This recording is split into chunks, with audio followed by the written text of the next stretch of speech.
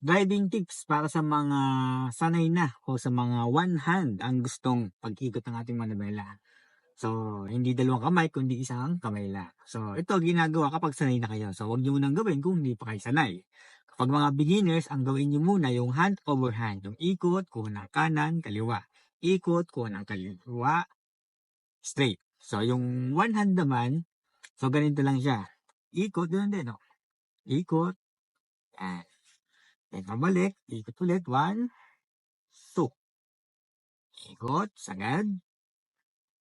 Pabalik, 1, 2. Okay, kapag mga sanay na. Pero kapag hindi pa sanay, ito muna ang gawin. Yung hand over hand. Ikot, kuha ng kanan, straight. Ikot, kuha ng kaliwa, straight. Huwag mag-X ang kamay, huwag ganyan. So, yung mali yan ganyan. So, dapat, so tanggal, kuha, ikot. Ikot, tanggal, kuha. Hand over hand ang tawag po dyan. Sa one hand, ikot. Yan, ngayon na ng one hand. Okay? Drive safe.